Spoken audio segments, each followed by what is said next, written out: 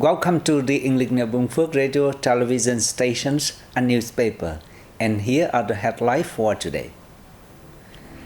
Binh Phuoc provincial leader meets representative from Vietnam Television Center VTV9. Binh Phuoc youth promoting green startup model. Dallas City will be expanded. And now other detail. Ladies and gentlemen, Vice Chairwoman of Binh Phuoc Provincial People Committee Trần Tuyết Minh held a working session recently with a delegation from the Vietnam Television Center in Ho Chi Minh City, VTV9. VTV9 and Vietnam Television in general have given a great deal of communication support to Binh Phuoc over the years. Both sides channeled the focus of the meeting to cooperation in communications, highlighting Binh Phuoc's socio-economic and security and defense achievements, the building of party and political systems, and the value and potential of local historical relic sites. Also discussed were measures to promote the province's administrative reform, digital transformation, and the implementation of Resolution No. 24 on regional linkages for socio-economic development in the southeastern region.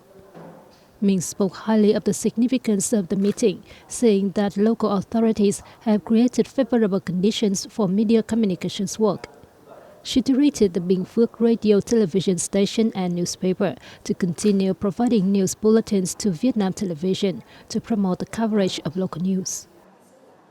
People in the residential quarter near the Thanh Hoa border military post had enjoyed better livelihoods since the locality was developed into a new-style rural area in 2019. The residential area is now home to 51 households with 187 residents. Most of the working-age population have stable jobs at local companies and factories. Residents received some more good news recently, with the military Region 7 deciding to build a kindergarten. At a total cost of over 5.1 billion Vietnam dong and on 693 square meters, the two-story school will have 4 classrooms, 3 workrooms, a meeting room, a kitchen, and a toilet. A wide range of innovative startup models developed by young people in Binh Phuoc province have shown their efficiency in recent times, including an orchid farming model from Đoàn Thị Minh Tâm using indigenous microorganisms. Đoàn Thị Minh Trâm, a resident of Chương town, has a passion for orchids and decided to cultivate the flowers as a business. She learned how to make organic fertilizer using indigenous microorganisms in the bioconversion of agricultural waste. Eggshells, banana skills, seashells, flour, and sugar are combined to make the fertilizer. Trâm has shared her homemade recipe with other farmers via Facebook, Zalo, and YouTube, and taught students in Chương town how to make bioproducts for vegetables and flowers. Such efforts promote a sense of responsibility among young people about establishing green farming and making a contribution to environmental protection.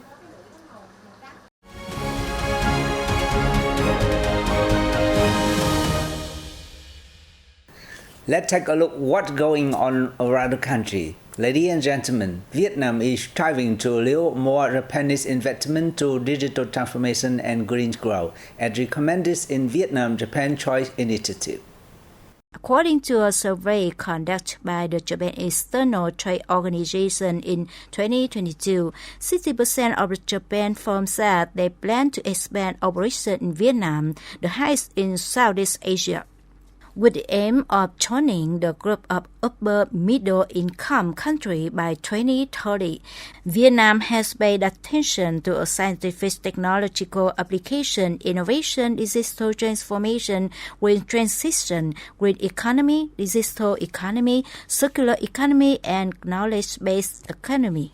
The country, therefore, is encouraging Japanese enterprise to step up investment in infrastructure, energy, manufacturing, high-tech agriculture, IT, smart urban development, financial service, banking, and innovation. Currently, Japan is running more than 5,000 valid projects in Vietnam with a total investment capital of over 69 billion USD, ranking third among the 141 countries and territories investing in the Southeast Asian nation. Vietnam fruits and vegetable exports recorded a surge of 53.1% in February to about $324 million compared to the same period of last year. According to the figure of the General Department of Vietnam Customs, fruit and vegetable exports during the first 2 months of the year increased by 12% to about $565 million against the same period from last year. Most notably, local fruit and vegetable exports to China during the reviewed period edged up 25% to $320 million against the same period last year, accounting for 57% of the country's total export value. The increase in export value to the Chinese market can be considered to be the main factor behind the rise of fruit and vegetable exports, amid a sharp decline in several key export products. Furthermore, the northern neighbour's removal of its zero-COVID policy has helped Vietnamese fruit and vegetable exports to regain its growth momentum. Simultaneously, local fruit and vegetable exports to other foreign markets also experienced an upward trajectory, with exports to the Republic of Korea, Japan, and the Netherlands all increasing. The Mong Cái International Border Gate in the northern province of Quảng Ninh has become a custom clearance gateway for agro-fishery products between Vietnam and China. According to the Mong Cái International Border Gate Management Board, from January 1st to March 18, nearly 300,000 tons of goods were handled through the gate, up over 150% year-on-year. At present, agro-fisheries products are undergoing custom clearance in all border gates and unofficial openings in Mong Cái City. In the first 2 months of this year, over 150,000 tons of local goods were exported, up over 320% year-on-year. The outcomes were attributed to the city's improving infrastructure and the application of e-commerce to increase marketing. Domestic firms have also been improving the quality of goods from farming to processing and packaging to meet requirements of the Chinese market. Farmers have paid greater attention over recent years to applying high technology in growing vegetables, contributing to boosting sustainable agricultural production and improving their livelihoods, according to a report from Đức Trọng district, a key vegetable growing area in Central Highland province of Lâm Đồng. Since 2019, most communes and towns in Đức Trọng district have converted large areas of barren, low-yielding coffee area to growing mulberry trees and vegetables. The district now has more than 11,200 hectares of high-tech agricultural production area. Many areas growing fruit and vegetables in greenhouses generate high incomes. This is just one of the cooperatives and cooperative groups applying scientific and technical advances in production under VietGap and Global Gap standards. Not only contributes to improving product competitiveness, but also helps increase farmer incomes.